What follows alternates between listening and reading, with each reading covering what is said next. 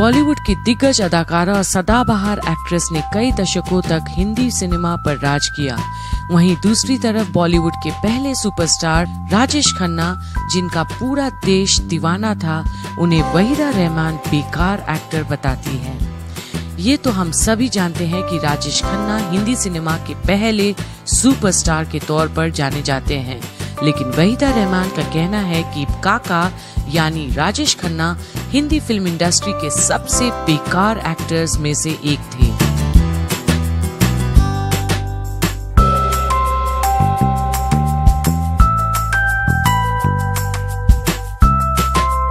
ये कुछ समय पहले ही वहीदा रहमान एक रियलिटी शो पर गेस्ट बनकर पहुंची थी, जहां उन्होंने पुरानी बातों को याद करते हुए बताया कि इंडस्ट्री में कौन एक्टर अच्छा था और कौन बुरा। जब शो के होस्ट जय भानुशाली ने वहीदा जी से उनके दौर के बुरे एक्टर के बारे में पूछा, तो वहीदा जी ने राजेश खन्ना का नाम लिया और कहा कि राजेश खन्ना बॉलीवुड में सबसे ज्यादा परेशान करने वाले एक्टर थे। काका बहुत ही कंजूस थे, क्योंकि जब भी कोई उनसे पैसों के बारे में बात करता था तब वो बात टालकर गायब हो जाते थे। साथ ही राजेश खन्ना हमेशा सेट पर देर से आते थे। वहीदा जी ने ये भी बात बताई कि काका सुबह की शूटिंग शिफ्ट में दोपहर तक पहुंचते थे।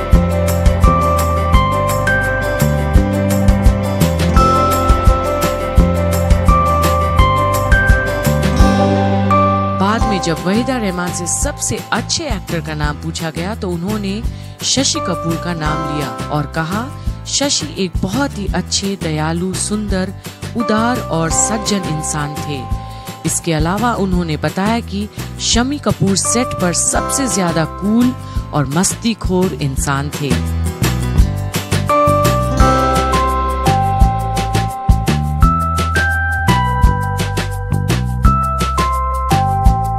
आपको बता दें कि पूरी दुनिया उस वक्त राजेश खन्ना की दीवानी थी। लड़कियां उनकी सिर्फ एक झलक के लिए कुछ भी कर गुजरती थी।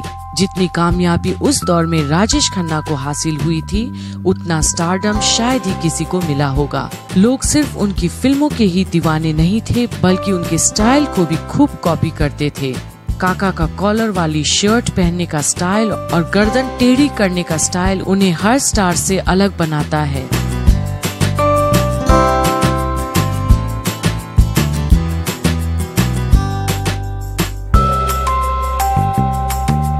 लड़कियों में राजेश खन्ना की पॉपुलैरिटी इस कदर थी कि जब उनकी सफेद गाड़ी कहीं खड़ी होती थी तो लड़कियां उसे किस करके लिपस्टिक से गुलाबी कर देती थीं।